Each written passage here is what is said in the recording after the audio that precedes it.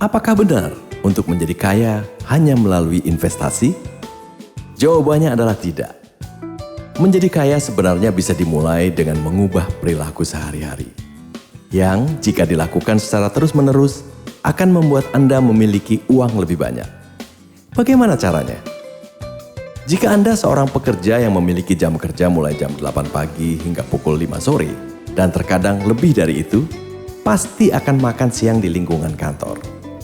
Bisa di kantin, atau bahkan kerap kali di berbagai restoran.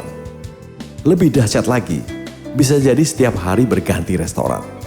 Atau setidaknya Anda memesan makanan melalui berbagai aplikasi makanan antaran. Nah, coba hitung berapa uang yang Anda belanjakan setiap hari untuk membiayai makan siang dengan pola seperti itu. Mungkin Rp25.000, mungkin Rp50.000, atau Rp100.000, atau bahkan lebih besar dari itu. Sekarang coba jumlahkan semua biaya yang Anda keluarkan dalam sebulan atau setahun. Jika makan siang Anda rata-rata Rp100.000, berarti Anda menghabiskan Rp100.000 dikali 240 hari dalam setahun, atau sejumlah Rp24 juta. Dana sebesar Rp24 juta tersebut sebenarnya bisa Anda simpan jika Anda bersedia mengubah pola makan siang Anda dengan cara yang amat sederhana, yakni membawa bekal makan siang dari rumah. Tinggal masalahnya, apakah lifestyle Anda memungkinkan untuk hal tersebut? Silahkan renungkan.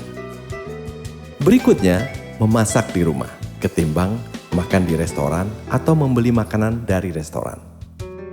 Sebenarnya, cara yang paling sederhana untuk memenuhi kebutuhan makan sehari-hari adalah dengan memasak di rumah.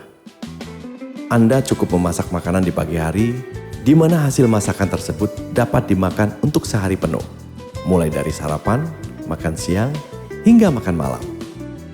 Umpamakan saja biaya untuk bahan mentah masakan seperti sayur mayur dan lauk tidak lebih dari Rp50.000 atau Rp100.000 per hari.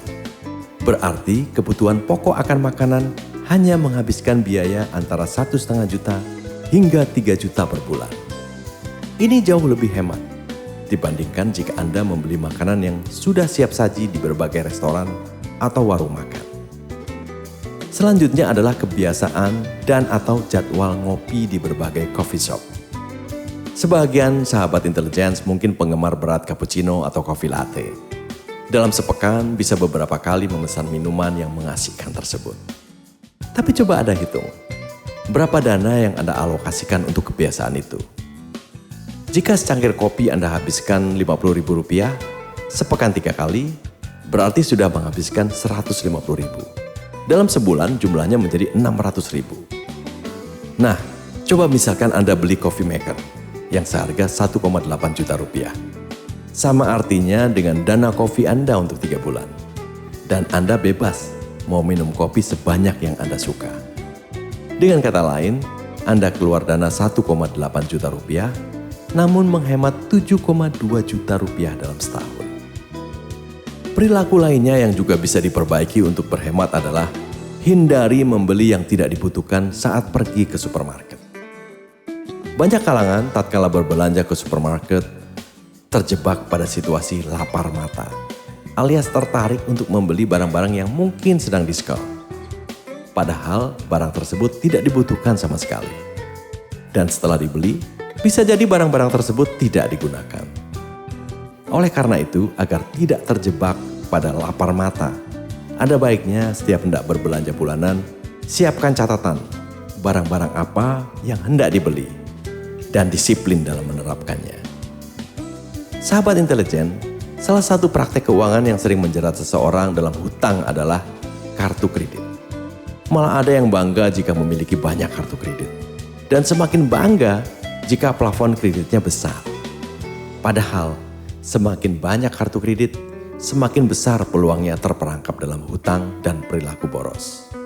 Seolah-olah berbelanja menggunakan kartu kredit adalah gratis. Yang dilihat adalah berapa saldo tersisa, bukan berapa jumlah hutang yang mesti dibayar plus bunganya. Oleh karena itu, perilaku yang juga mesti diubah adalah sebisa mungkin hindari pemakaian kartu kredit.